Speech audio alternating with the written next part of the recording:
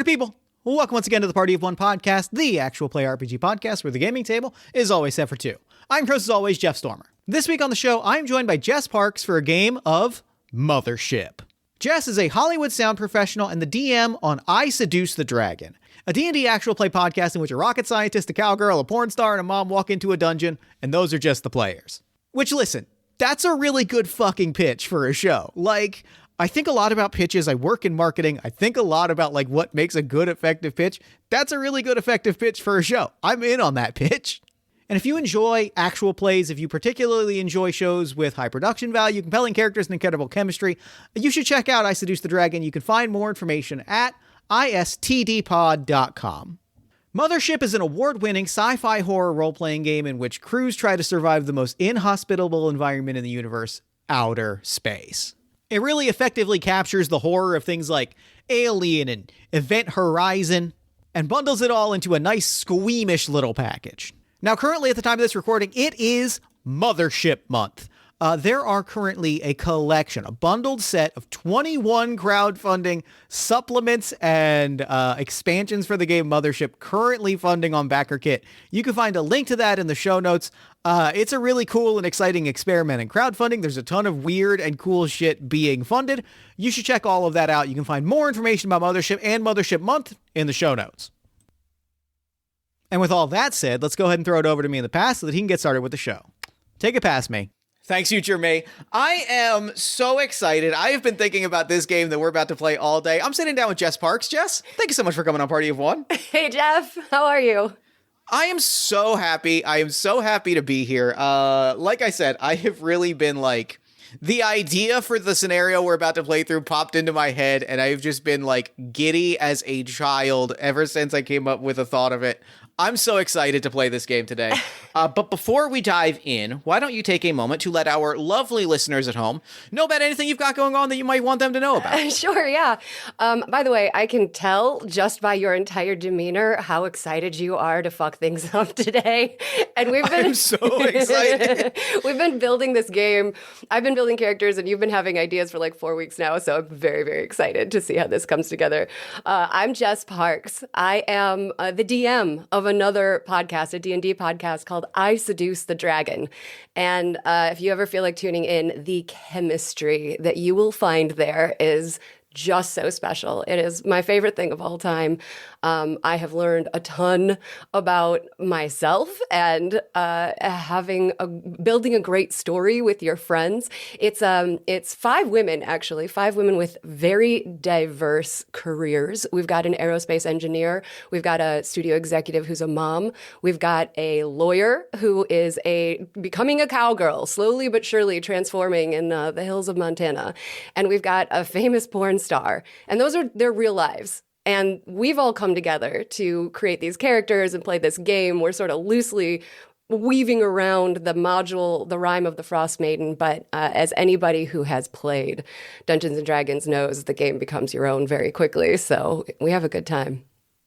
I love it. I'm so excited. Today we are playing a game called Mothership. It is a space horror game. It is inspired by, your Alien, your Blade Runner, your Predator, all of that sort of like watching a group of people in a cramped space fight for their life against some sort of galactic space horror. And I have been taking notes about like the particulars that we have talked about and the particular setup that we have. I've been thinking about for weeks. So let me ask you, like, what is it about this game that's got you excited? What are you bringing to the table? Like, what's the vibe as we sit down to play today? Well, for me, it's kind of wild because I'm going to be playing 4 different characters. I'm so excited for that. Like, I pitched this idea to you as something specifically. I was like, look, you don't have to do this. I know that this is a weird pitch. Feel free to be like, no, I'd rather just play one character and explore it. But you leapt at it, and I'm so grateful for that. I love it. I love the challenge, and I love for you to just put that out there on a little plate and for me to take it and bring what I brought to it. So I sort of created these 4 characters who are really different, much like my own. In fact, they are kind of loosely inspired by my players' characters. So this might also be a bit of a roast. Love that. I love it dearly. I'm so excited. Genre, like in terms of genre, what is it about like this particular breed of space horror that's like got you excited today? Like what is it about this game that draws you towards like sci-fi horror as a touchstone? I love mind-breaking stuff, if that makes sense. And I does. find that the most mind-breaking things are outside of our planet, whether it's in sort of like a deep horror sort of unknown mystical area, or if it's just deep space. And the thing I love about space is the element of realism that comes with it. That I think I find very, because it's got to be grounded. It's got to be grounded in biology. It's got to be grounded in geology and blood and guts and physics. And the beauty of that is that it gives me nightmares. Yeah, sure.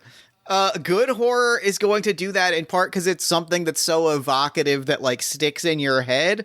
And like that is, I think, the joy of horror is finding that visual that like jostles, for lack of a better way to put it, it jostles your image of what reality is for a split second. Like it's that sense of like being like, I know this isn't real.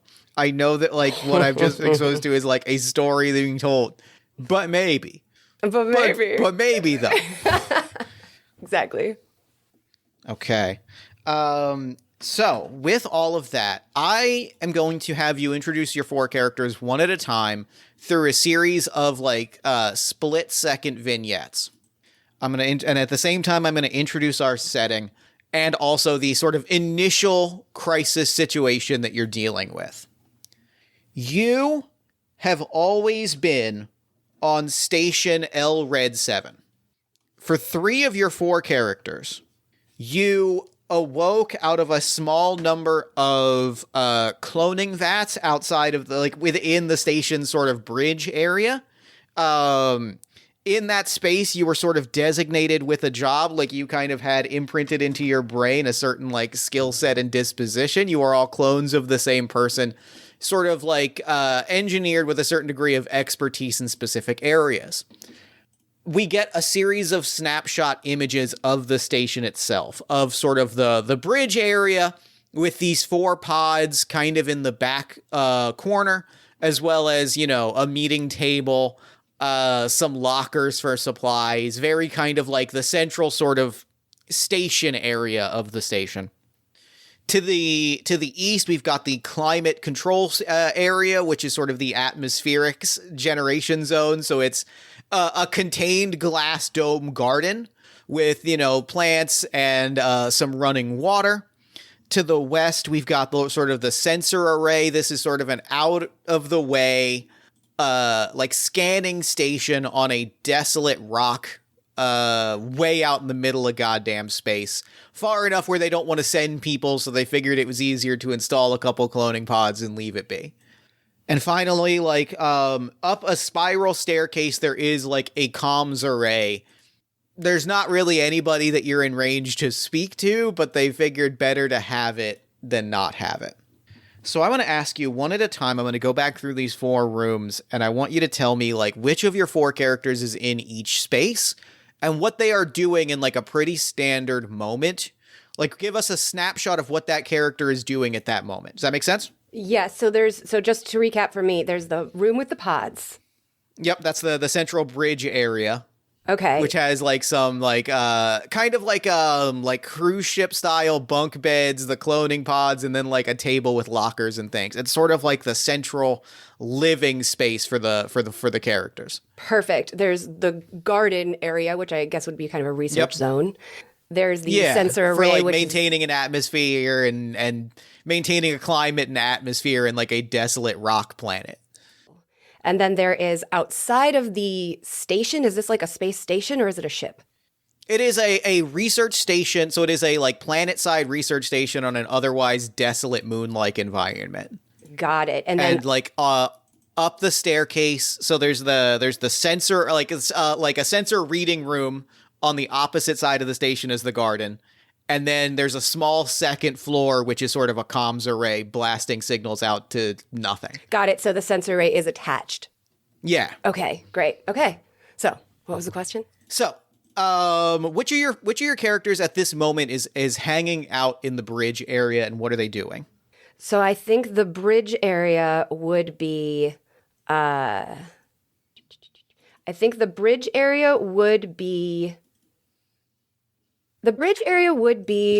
the captain, Victoria Cole. So talk to me about what Captain Victoria Cole is doing at this moment. What's the snapshot image that we see of Captain Cole in this moment in the bridge area? What are they doing? And what are they doing in this space at this moment? Give us a little snapshot introduction of the character, what they look like, what they're up to, what is occupying this space at this moment.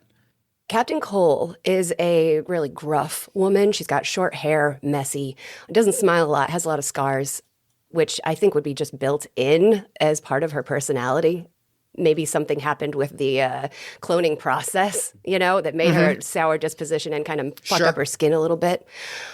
And she is having a cup of coffee. I stopped short of saying enjoying it. She's drinking a cup of coffee. She does not care how it tastes. And she's looking at displays that are giving her status updates. She would also have communications coming from wherever they get their orders. If they have received any such thing in any recent period of time, she would have communications to review and make sure that they are on track. Her disposition is incredibly no nonsense. She wants to get this job done. She doesn't want drama. She doesn't really want fun. She just wants to get it done. I picture her as if Wolverine were a space captain. So she's just sort of sitting there with her dour look on her face, absently drinking coffee and reading readouts. Love that. You have all been, since waking up on this station, since being activated, so to speak, you have been here for about 6 months and have not received any real, periodic check-ins from, the research corps that are just, maintain operations as normal. You receive these reports from your ship's AI that I should have written down a name for. We're gonna go. Do you want to call it E1000? Yes, that feels great. Yeah, that feels great because we've also got E12,000. Exactly. So that feels great. E1000 has hands you bespoke display or bespoke updates every couple days, basically running down nothing of note, no significant changes, maintain readings, maintain status as normal. It has been a very slow kind of entire existence for your set of clones. Who do we find in sort of the climate garden? Who do we find in the garden at this moment? In the garden, you're going to find our droid, E12,000. And what is E12,000 doing in the garden E12,000 as we open? is placidly clipping a bonsai tree with a vapid smile on her face. E12,000 is an android, but she's kind of been pieced together. Possibly, we know as the audience, a bit of salvage that has been assigned to this crew. So she is performing all tasks that are related to her programming as ship's counselor. So she is practicing meditation and peace in her free time. Love that. Really, really love that. Who do we find checking on the sensor array at the start of our adventure? Sensor array, you're going to find Dr. Dana Scarborough. She's going to be checking up on readings and just trying to be just as useful as she can. Love it very much. And so, what about our comms array? Who is fiddling with comms at the moment when things go haywire? Fiddling with comms, you're going to find Lieutenant Marta Sinclair, who goes by Marty, and she is looking for signs of life because she has so many photos and pictures and what is happening to the outside world without her influence. Love it very much. Marty gets what she is looking for at this moment. Marty gets exactly that. A battleship, a galactic class battleship, massive sort of gray black hulk of a thing, appears in very low orbit directly above the station. It has been hovering there for about an hour and has sent no signal. It has been hovering there for about an hour. What has the last hour looked like in the station? So everybody's kind of been made aware of this thing. Is that what we're assuming? Yeah. I think it's a great question. Marty in the comms station, which kind of has sort of the viewing deck of the outside. Marty and E12000 can see it. Like, it is visually confirmed to be there. Okay. You know what I mean? Like, it is visibly to be there. The other two, Victoria and Dana, have not received any word from E1000 about it. It does not seem like the battleship has sent any sort of signal to the station. It has just sort of like lowered into orbit, and it's sort of hovering there. I will say, I'm going to add, this is where I'm going to introduce a rules dynamic that I think is going to make our lives much easier. Being that your 4 characters, or your 3 of your 4 characters are clones and your android is sort of like connected to them, you can communicate fairly implicitly with one another. I'm not going to ask you to try and relay information from character to character. Why not? But okay. I think it's gonna make both of our lives a little bit easier if we're not like, did so and so cross paths with so and so? I think Sure. And also, it's going to mean that I can subject characters in different rooms in the station to also theoretically being close to one another when things start to go wrong. Awesome. Okay, yes.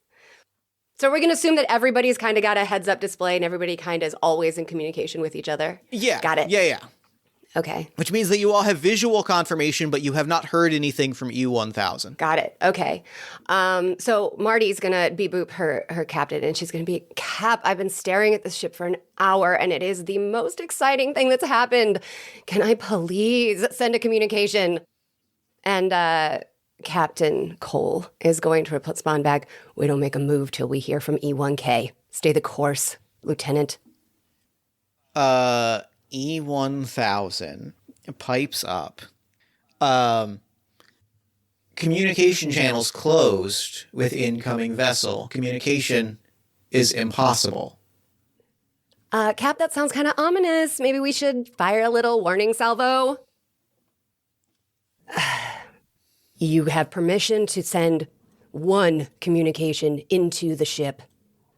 And I think you're going to hear from Dana, she's in the sensor array, who's going to say, I don't know, guys, like that ship, it looks kind of dangerous. Maybe we ought to keep holding and wait for more orders.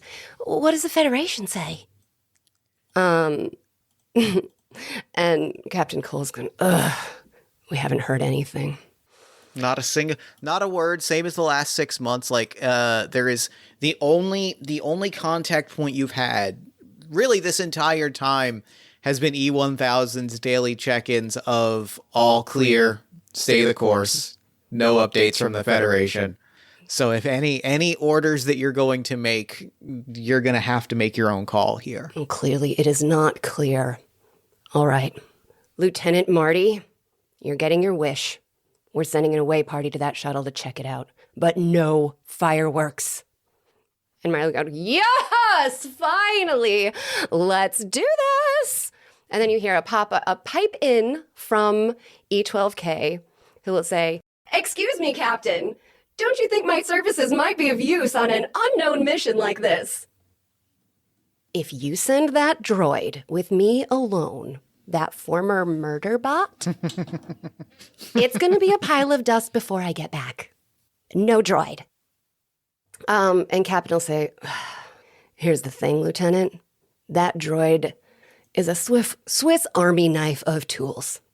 You're taking her, and you bring her back in one piece. Got it? Aye, Captain. And we're going to board a ship to go to the, just whatever this warship is. I truly, side note, this is a real joy just to sit back and like hear this. Like, I have to just shout out, unbelievable watching you slip into each of these 4 characters and bounce around. Like, I'm immediately caught off guard by how much I'm enjoying this. Okay, so you suit up. You exit the station proper. There is like a short or low orbit shuttle kept outside of the station proper, just in case of emergencies. We watched you load up, and remind me, you said that Marty and E12000 are the ones heading to the shuttle. That's right. Great. A few things happen all at once. Marty and E-12,000 make it to the shuttle. Like you open the hatch, the landing ramp comes down, you make it inside. Make me an intellect check with advantage. So roll 1d100, roll twice and take the lower result, and you're trying to roll lower than I think this is going to be Marty's intellect score. Marty's intellect. Here we go. Marty's intellect is her worst stat. Shout out to Martha Sinclair. That's an 81 for the first one and a 32 for the second. Is either of those lower than your character's intellect? Oh, sorry. No, her intellect is 30. Great. So that means that Marty's stress goes up by 1 as you realize something immediately. The shuttle is not turning on. I think what you it's not turning on, and it's specifically keyed into the station systems. It is an extension of the station, which means that there's power in the station. It should turn on without a problem. Something is halting it from activating. Elsewhere on the station, Marty and E-12,000, while on the ship, you can peer out the front sort of view screen windshield. That's when you see the missiles start to hit. Captain, permission to fire. Explosions. The entire station is damaged. You can see fires. You can see leaks. All of you are now trapped on a station that is currently being bombarded by some kind of ship. What does each character do? And then we'll decide the action accordingly. What are you doing? And then I'll present you with the challenge that is occurring in each individual room. Okay, so we're going to start with, I guess the most immediate danger might be Dr. Scarborough, who's sort of out in the wind, so to speak, not in the main hub. So she's going to be like, oh no, okay. And she is shutting down all of the sensors. She's turning off the lights, and she's trying to run back to the bridge as quick as she can and seal off the sensor station as per protocol. I'm going to say this is another intellect roll with advantage, because this is decidedly within the sort of realm of a scientist in particular. This is your comfort zone. And I should also ask if you have any skills marked that you think would be especially helpful in this moment. Let me look at your skills. Not particularly. I've got biology, genetics, first aid, and chemistry for my scientist, which is Dr. Scarborough. So, I think not necessarily. Think so. Until she gets hurt. Okay. Yeah. Then give me the D100 with advantage here. With advantage. Okay, good. And I'm trying to roll low, right? So you want low, yeah. 26 definitely beats her intellect of 50. So she is there you go. Yeah, success. You are able to shut down necessary supplies. You're able to kind of seal off the worst of the damage. The area is markedly kind of cracked and broken, and you notice something before you kind of sneak out of the room. You notice something. On one of these big chunky alien CRT displays, E-1000 there's a pop-up of functionally a damage report on one of the sensor displays that you're able to get a look at, and you can see that there is damage to each of the 7 rooms in the station. So 7? Wait.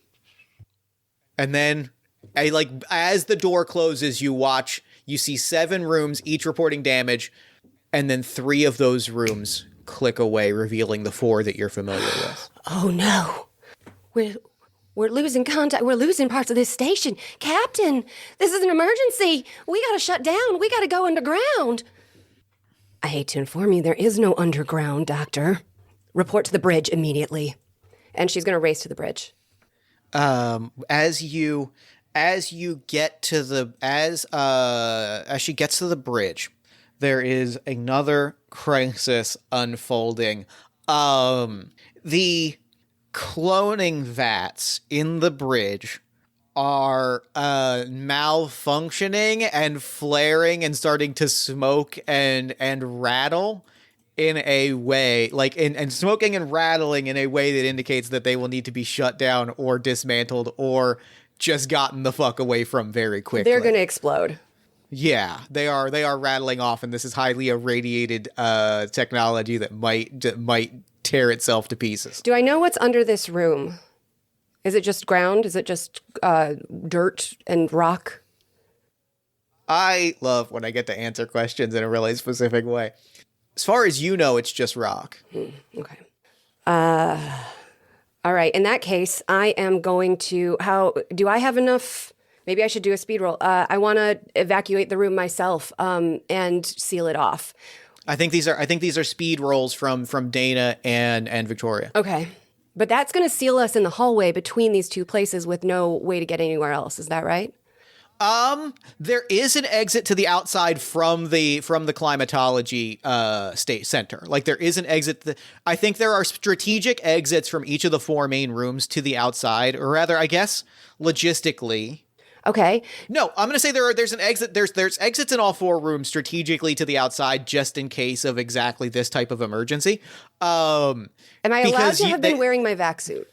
Sure. I will allow you time to do that and say you do that in the initial sort of like, oh God, missiles are arriving chaos to get vac suited up just in case of an evacuation. Got it. In that case, I'm going to seal off my vac suit and I also have mag boots so I can cling to the outside of the station. Sure. I'm going to use my laser cutter to cut a hole in the wall for myself to escape, and I'm going to seal off the chamber so that the doctor cannot actually get in, and I'm going to inform her that that's what's going on once I'm on the outside. But first, I got to get out there.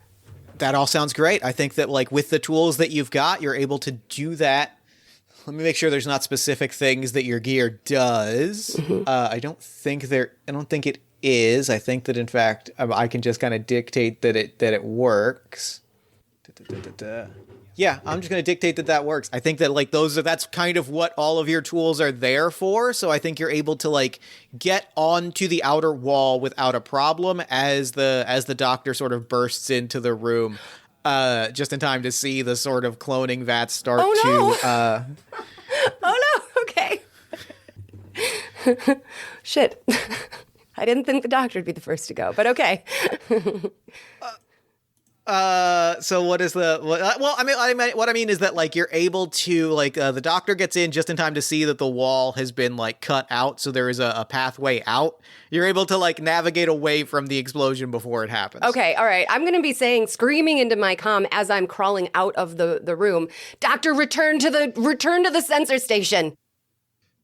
Does the doctor return to the sensor station? Good question. Would she? I guess the question would be, how far did she get before? Is she right at the door as the explosion happens? Because she wouldn't have time. I'm gonna say, give me a speed roll. All right, give me a speed roll to it. see where she is when the clone vats go up. Yes, I love this. Ooh, 58, and she is a 28. She loses bad. Okay, great, good. That is going to be one stress. Every time you fail a roll, your character's stress goes up. Okay.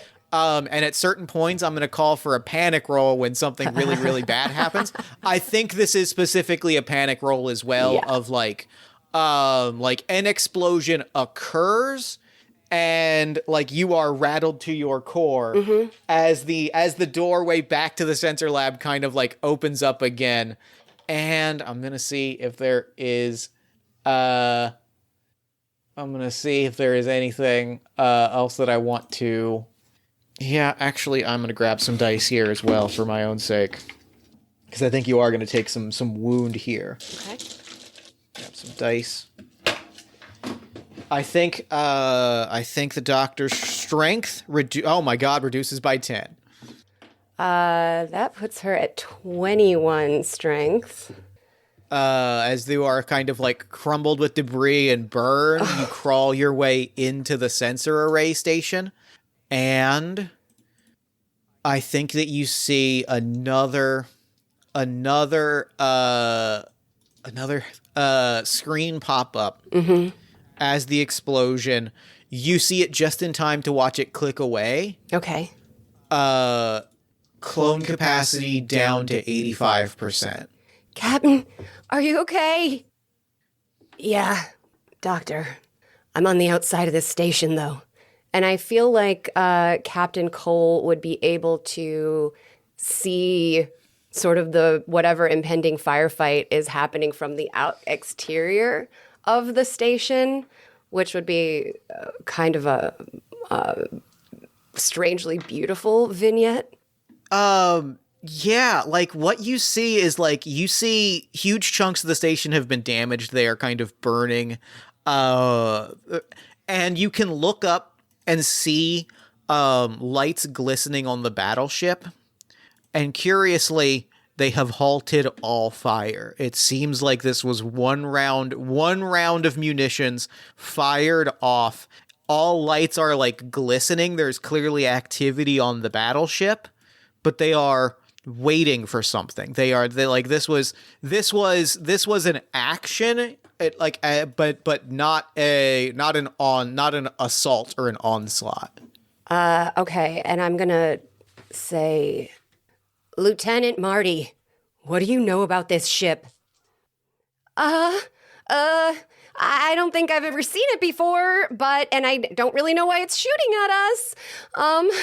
And E12K will be like, Lieutenant, your stress hormones seem to be rising. Truly, there's no reason to fret yet. Our section of the station didn't get hit. We just have to repair this ship and go investigate it for ourselves. Here, perhaps you need a snack. And a little compartment will open out of her side and sort of like conveyor belt out a cupcake. That's wonderful. I like that. Actually, I'm gonna say, does Marty have stress at this moment? Yes, she's got 3 stress. Drop that down by 1 for the cupcake. All right. I think that's a calming moment that's gonna like contain some of that stress. Or is it unsettling?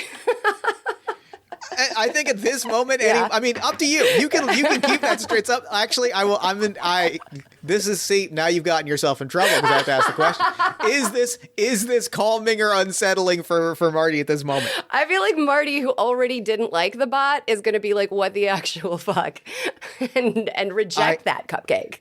I think up stress by 1 in that case. 4. And I think. Victoria, as you're watching this battleship, you realize, like, you have military training imprinted into your psyche. You are a soldier, which means you recognize this as a galactic marine ship. Like, this is theoretically the same branch, like the same organism, a subset of the military that you are stationed here researching under. Theoretically, these are friendlies. Okay. Why would they be firing at us? Do we have any sort of like a safety pod, emergency escape, like eject, anything like that? I think what you have, and this is going to give us a flash over. And I should also say, if at any point you're already doing it, but at any point feel free to be like, I want to see what's going on with such and such character. Yeah. And like, get into there's a little bit of a puzzle box that's unfolding here, and feel free to be like, I'm going to tap this character at this moment. I think we flash over because I think what you have is this shuttle that is like curiously non-responsive. And so I think we cut over to Marty and E12000 trying to figure that out. Okay, I want to have Marty be like, okay, E1K, you want to make yourself useful? Maybe you can figure out what's wrong with this ship. Use your little scanny doodads and key into it and just get it to figure out with the little tools. And E12K will be like, well, that's not particularly what I'm programmed for, but I sure am happy to give it a shot. So E12K is going to use her expertise in computers and hacking and mathematics, perhaps, to try to figure out what's going on with this ship. I buy all of that. I think this is an intellect roll, and you're going to add to that. What are we adding to that? You are adding to that Your intellect score for E12,000 is 46. What am I? Plus whatever bonus So that is. is 35. That is a 90. Oh! Roll me an intellect roll, and you're trying to score under a 90. That's a 12. Okay, great. You get so much information at this. I'm actually going to say that's 90, that's 12, that's 80. I'm going to give you some critical information, and you can ask 3 questions, and I will answer them honestly. Okay. What you get, E12,000 like keys into the system, and you do a diagnostic. You scan over everything. The ship, all systems are completely functional. There is no reason why this ship should not start. Any block on this ship seems to be a software initiated lock on the system itself. You can scan through the records of that lock. You can find out when that block, when that shutdown was initiated, moments before this Star Cruiser arrived. The initiator of that was automated system control, which is shorthand for E1000. Okay. So, and I get questions? You can ask me 3 questions regarding anything that is unfolding around, and I will answer them completely honestly. So, E12K is sort of in the same family of electronics as E1K, and probably most loyal to that ship that's shooting at us. Sure, yeah. So I'm wondering, does that grant her any privilege that she may or may not share? Does that grant her any privilege to know what the directive is? Like, are we trying to get rid of clones? Like, do we have any other additional reasoning other than this station appears to be targeted and measures have been taken to prevent its occupants from escaping? You don't know that directly, but you have given me the greatest gift that I can receive, and I'm so delighted. What E12,000 has, there is no sort of directive any indication as to why this ship would be opening fire. There's no, you can scan official reports, and in fact, E12,000 has access to feeds that E1000 doesn't. And I can ask you how much that is known by the crew and also by E1000 crucially. However, there's no indication of that. But what you can do, you realize that there is, as you scan, as E12,000 scans, there is a comms channel available to the ship, despite what you've been told. Okay. Well, I don't think E would take advantage of that comms in this moment because she's just trying to get information. Sure. Yeah. Any other questions did I have? You know what? I'm not going to ask the other questions. I don't have other questions. You can save those retroactively and ask them as they come up. Sure, perfect. Perfect. So E12,000 is going to disengage and just say, "See, there's actually nothing wrong with this ship at all. It's under orders not to take off." Excuse me? What? Yes, actually, it was our very own E1000 that's issued the order for this ship not to take off, so everything is well in hand. Excuse me? E12K, E1K, why is this ship not taking off? Engagement with the battleship crew is not advised. We have taken executive measures to ensure the safety of our crew by preventing all contact with the battleship above. Engagement! Fuck engagement! We're just trying to get out of here! Captain, what do I do? How do I override this? And I think Marty, who has military training, is going to attempt to override the computer orders, but I don't think she has any specialty in specifically being a pilot. That is actually Captain. Sure. Cap, can you tell me what to do? And you know what? I'll take that if you want to add any of Victoria's skills as you kind of guide over the I'd like her. comms. I'd like her to be clinging to the side of the station in her vac suit, saying things like, "Do you see a lever underneath the main console? Pull it open.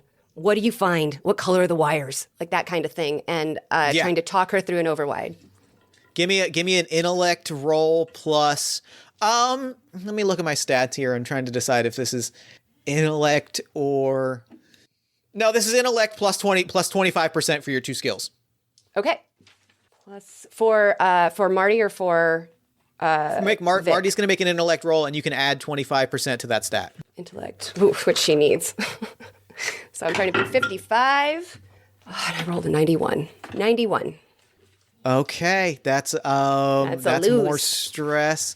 God. And I think this is going to be a fear save specifically. Her fingers are just fumbling around. She is not doing this task correctly. And I think because this comes with a realization specifically. I'm just reminding myself what occurs on a fear. I think this is a fear save to prevent a panic attack. Okay. Because you face a realization. You are taking all of the necessary steps. You are pulling off the override. And in fact, this is a case where you I think get what you want and realize something. And that's what causes this fear save, and that's what this failed roll is going to get you. I think you're able to pull off the override just long enough to learn a piece of horrifying information. Amazing. The comms channel opens up. You suddenly get those comms that have been activating from the battleship. Amazing. Just long enough. Amazing. We are ordering those on station L Red 7 to stand down. We know what is located on that base. We know the weaponry that you have available. We are asking you to stand down. You were ordered to cease genetic research operations, and you disobeyed those orders. We are asking. This has to stop. This nuclear stalemate that you are engaging in has to stop. Hard shut off.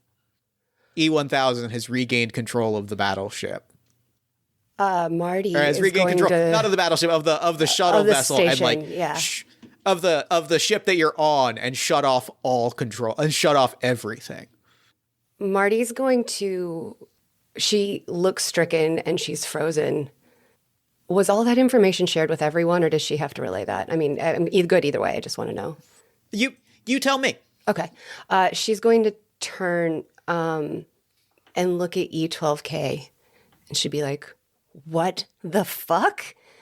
Were they talking about E12K?" I assure you, I have no idea, but I know that if they want us to stop working, we probably should. Captain? We just got a snippet of communication. I can't get this thing to take off at all, but they say we're doing genetic research here and we need to stop, and I think we should stop. Is that us? Does that mean us? Oh no, are we the genetic research? Wait. And I think that Dr. Dana Scarborough, who has genetics expertise, might be able to suss out a little bit more about what that specific threat means. Yep.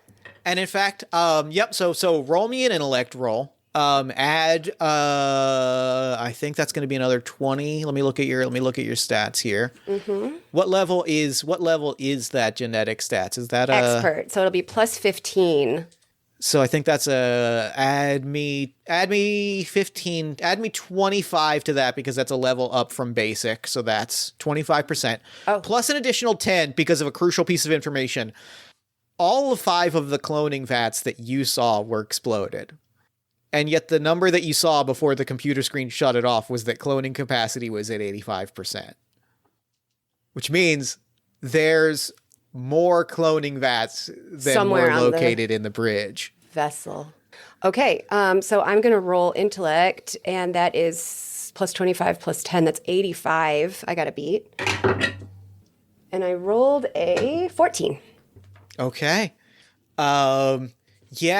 Let's go, doctor. The cloning vats that you came out of were pretty standard issue.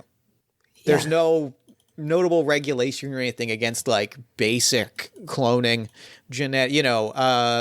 Psychological imprinting is not especially uncommon, especially in cloning of that scale. But critically, you were told, or your understanding is that there were 5 cloning vats on this station.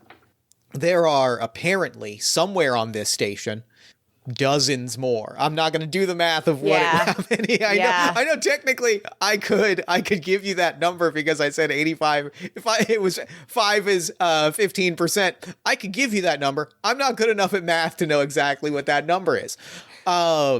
So there are a mass of cloning vats on this station that are not disclosed to you. And now I'm going to ask you I'm going to ask Dana a question before I call for a fear save. Okay. How many rooms are on this station? I know of 4. Then why did the display show 7? How did she not learn that? How did she not notice that before? All right. Give me a fear save. Fuck off. All right, here we go. It's a 53. And what is your stress at this moment? What's Dana's stress at this moment? 3. You avoid panicking. You avoid breaking down. I rolled a d10, and if it's higher, but I am going to have you add stress to that. Add up that number for losing a fear save and for facing kind of a catastrophic. You have been lied to about this station since you woke up. All of us have. Something or someone who was here before you has kept half of the station a secret from you from the moment that your entire crew woke up. Oh, golly. All right. So, Cap, I think that there's a lot more chambers on this station, and we might not even really be that alone right now.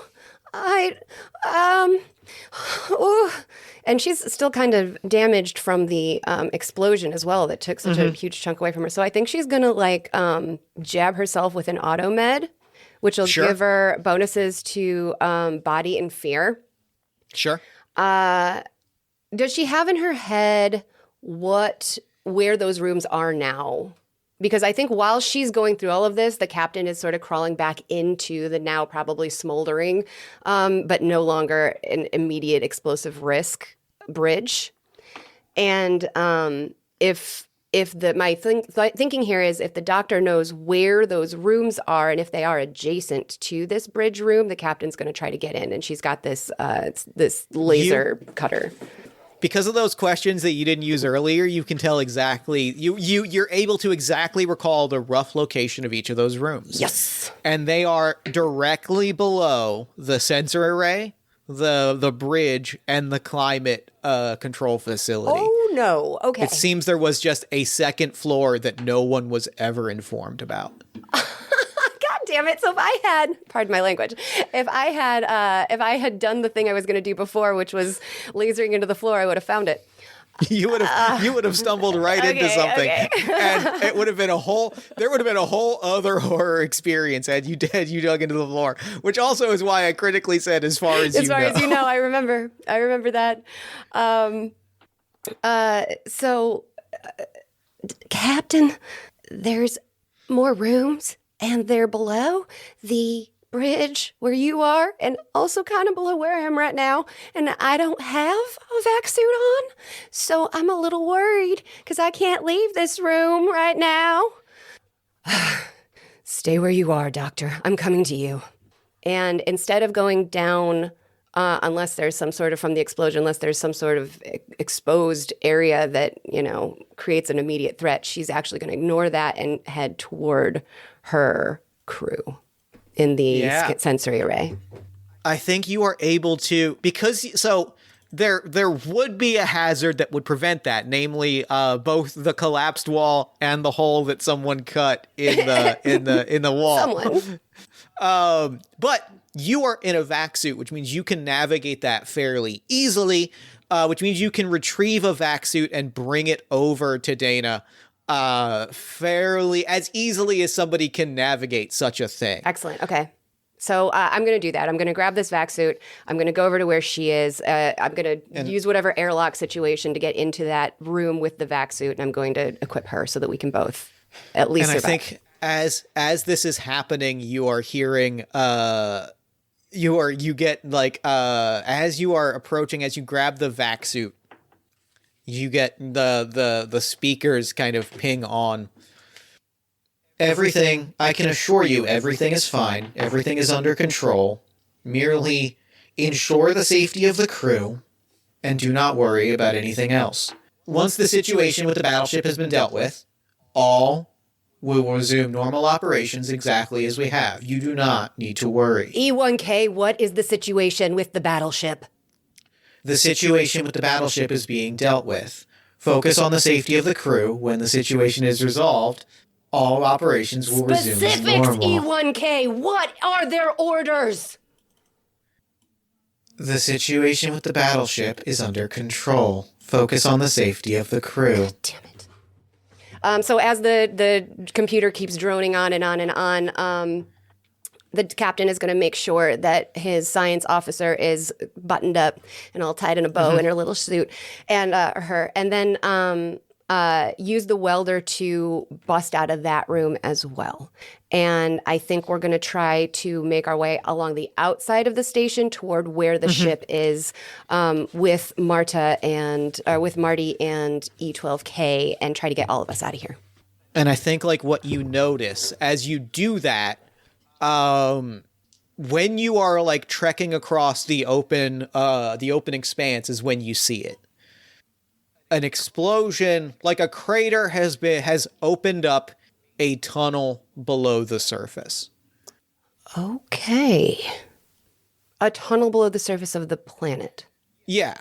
Exposing the underlayer of everything that you've been seeing. Like the second floor, so to speak, there are explosive words. Some of the walls of those underground tunnels that make up the second floor have been blown open by missile fire. Okay. But it's not tunnels that lead into the subterranean areas of the planet.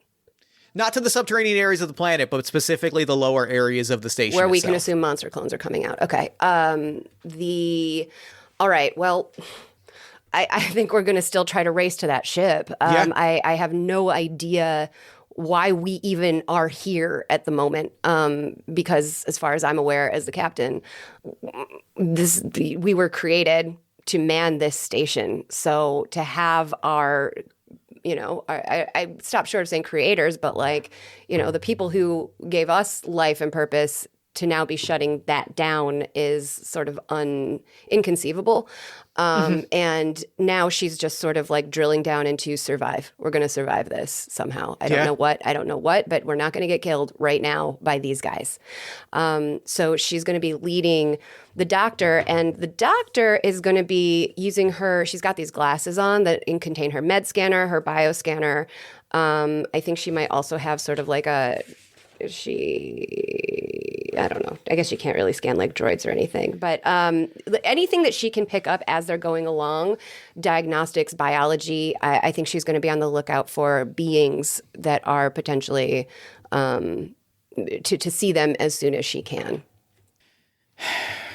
That was both the best decision you could have made and also maybe the worst decision at the moment.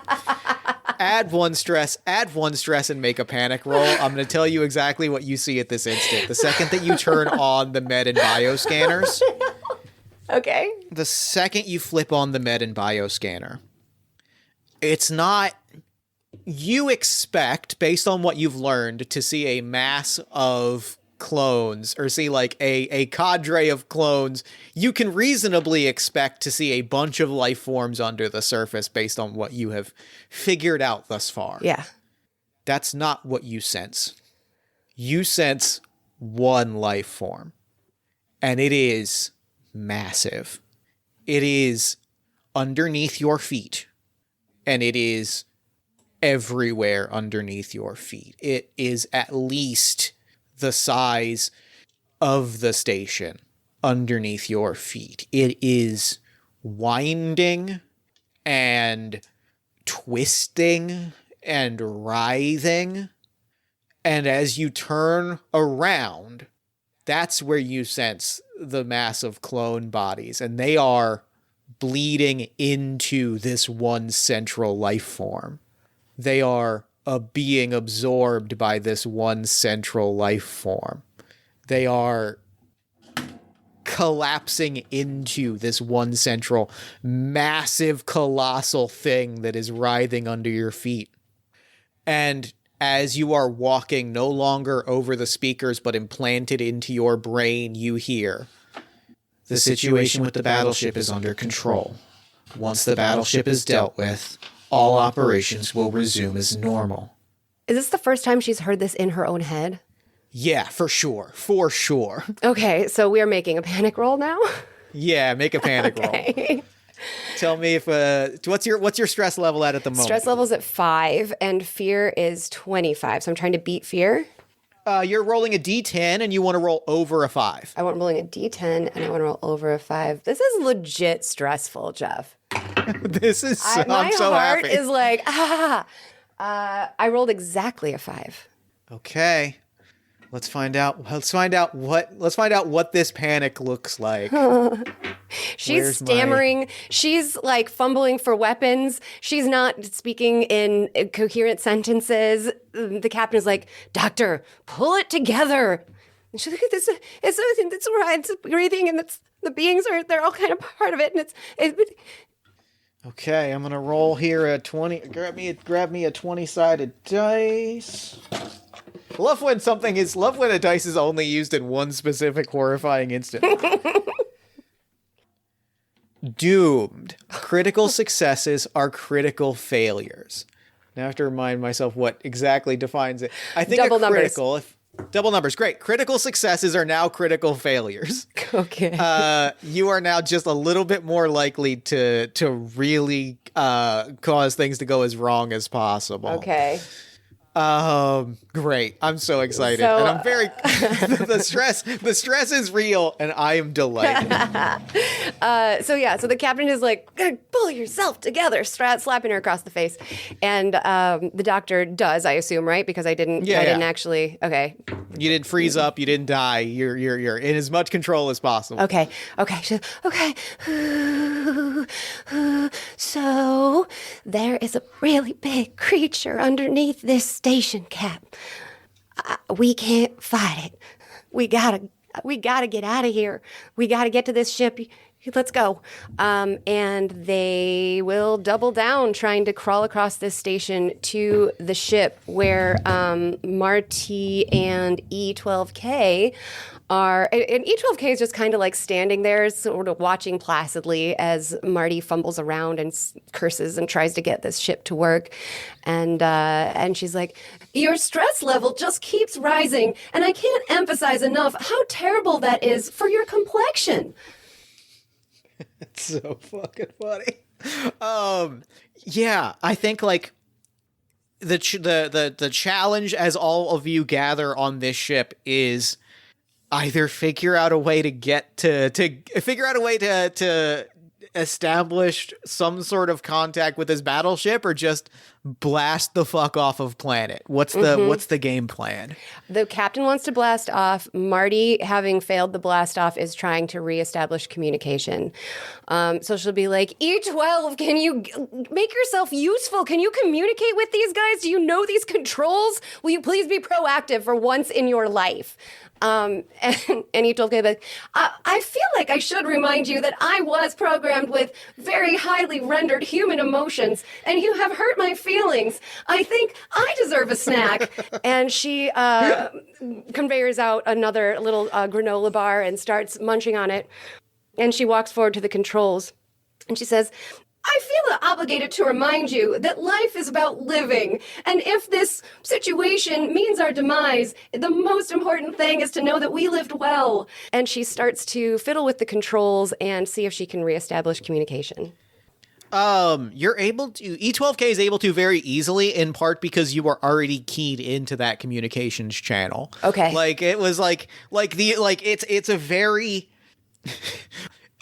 it's very funny that like it's so simple it's kind of funny as E12K is giving this monologue, how easily they're able to like click into communications, and there's a sort of like there's silence for a moment, and then This is the McClusker reporting.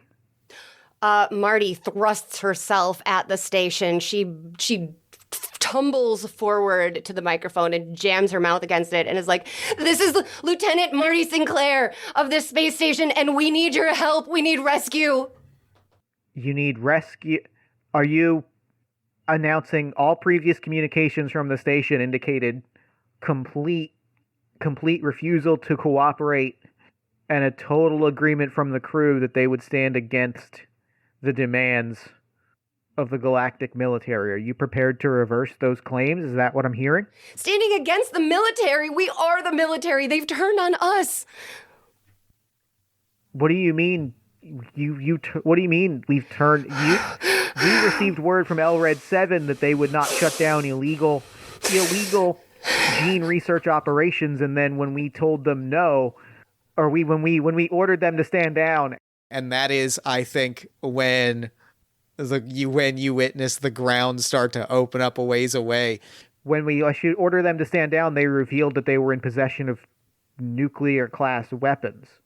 We don't know anything about weapons. We are human beings here. There's just 3 of us. I don't know what's going on here. I don't know if we are some sort of anomaly or what they were doing with this station. This is news to us. Please. We are beings that need to be saved.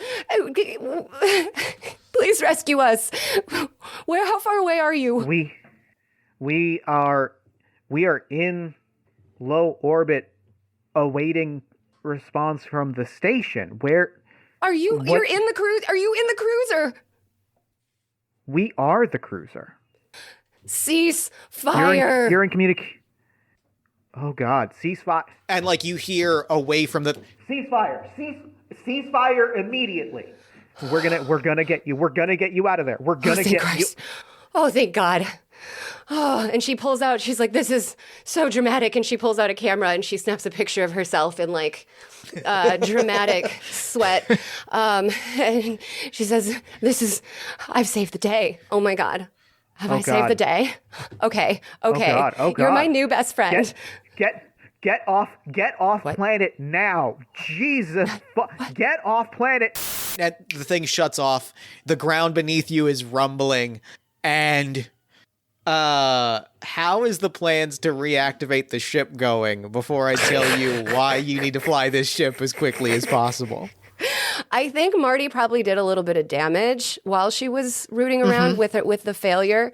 So she has sort of abandoned that plan. And now when she hears the other ship do that, she's like, well, if I'm going to go down, I'm going to go down firing. And she pulls her biggest gun and just kind of like stands facing the other side of the entrance to where this shuttle is, knowing that the captain is on their way and that their best bet is the captain with her pilot expertise getting here to help override this ship, knowing that their job right now is to just hold this location. I'm going to ask for 2 rolls in rapid succession that I think is going to be for all of the, I'm going to ask you for one critical roll. I don't even need both rolls. I think that you have set up the action here. I need a combat roll. Hell and then I'm going to tell you exactly why. as you make that roll. there is an explosion from one of the tunnels beneath where you are all standing.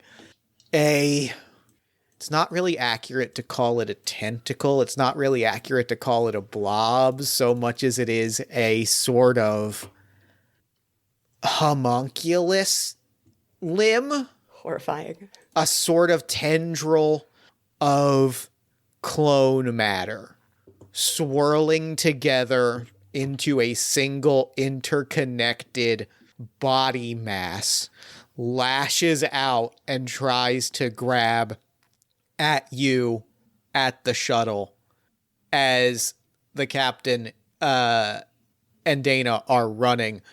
It is trying to grab at you.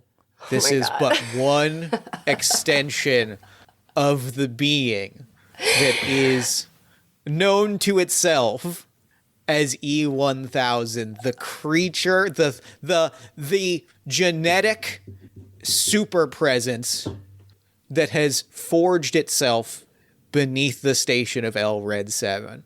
Give me a combat roll to try and like shoot it just enough to keep it at bay long enough for everyone to get onto the ship. Is it like made out of clones? Like, does it have like little arms that are It's like got reaching little, forward?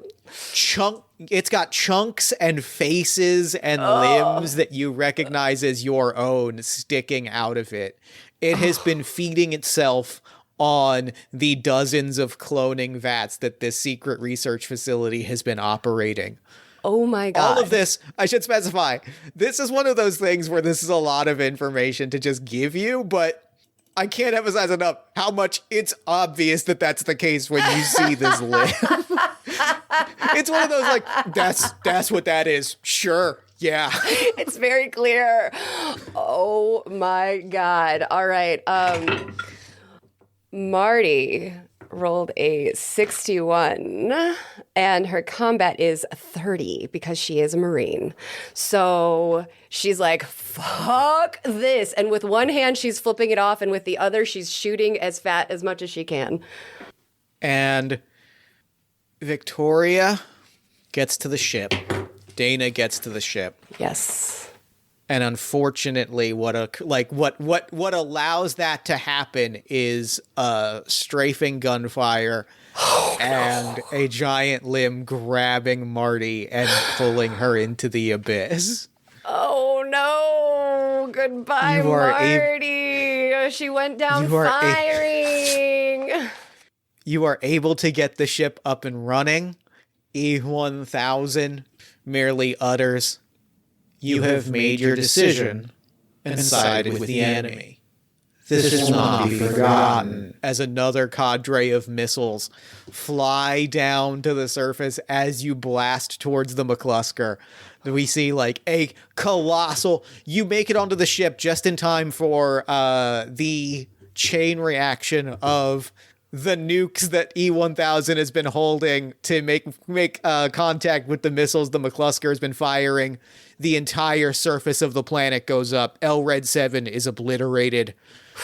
And you can only hope, as you float in this vessel towards the McClusker, that there is no more E1000 and no more L Red 7.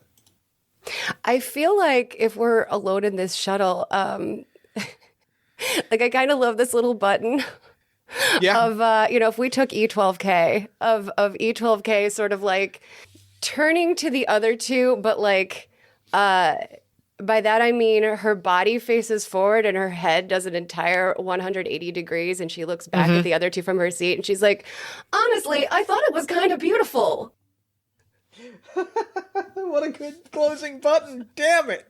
And as we watch the ship float off, that's game. Woo!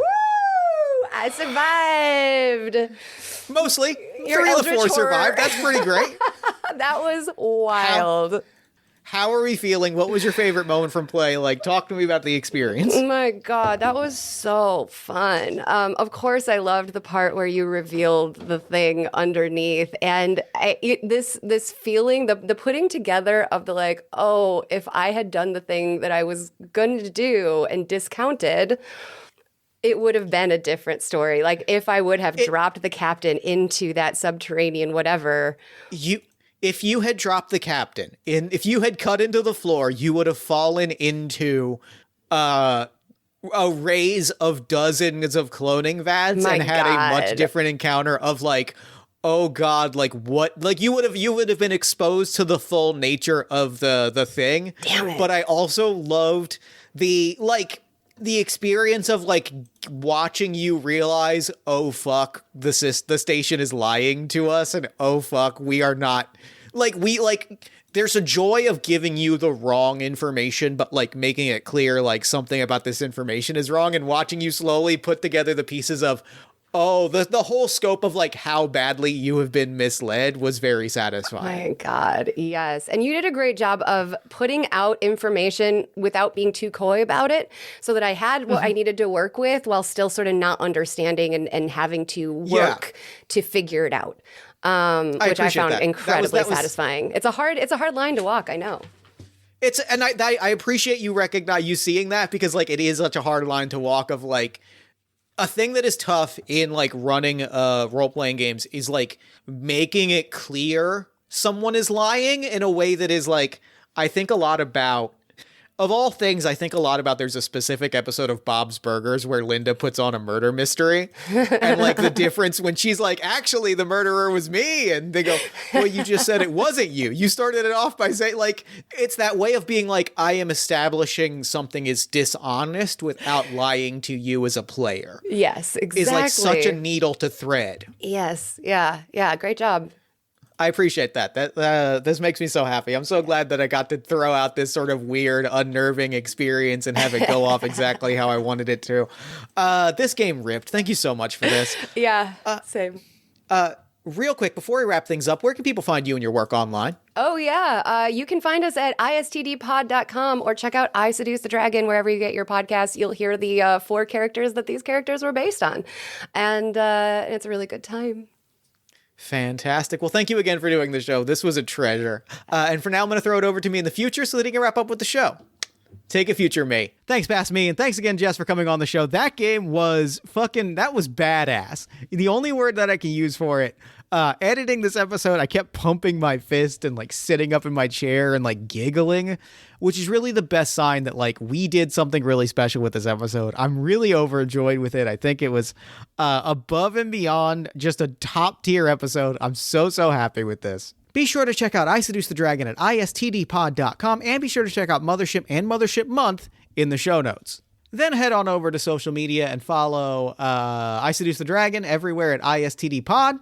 You can also find us on pretty much whichever social media you prefer, at Party of One Pod or Jeff Stormer, depending. And if you enjoy the show and you want to support it, there's a lot of different ways you can do that. Subscribe to our newsletter at buttondown.email/partyofonepodcast, and join our Discord community at bit.ly/partyofonediscord. You can support us financially at patreon.com/JeffStormer or Ko-fi.com/JeffStormer. You can give us a nice iTunes review, shout us out to a friend, give us some love on social media. You can buy some Party of One merch at bit.ly/partyofonemerch. Or, if you're looking for more great podcast content, you can check out All My Fantasy Children, which is a character creation, storytelling, and world-building podcast that I make with my best friend in the world, Aaron Catano-Saez. We take a listener-submitted prompt and spin it into an original fantasy character, populating a shared universe one story at a time. You can also check out Yazeba's Bed and Breakfast, which is an actual play about a heartless witch, a cozy house, and the many people making their homes inside. Both of those you can find wherever you get your podcasts. Party of One is, as always, produced and edited by Jeff Stormer and Jen Frank. Music for the show comes from the song Infinite Lives by Mega Rain, featuring the D&D Sluggers, and the Party of One logos by Evan Rowland. If you'd like to inquire about advertising rates, coming on the show as a guest, or about press coverage of the show, you can email me at partyofonepodcast@gmail.com. And, unless I am mistaken, that is all we do here. So until next time, thank you so much for listening. Remember to fight the forces of fascism every single day. Remember that self-love and self-care are radical and defiant acts of resistance. And as always, party on, everybody.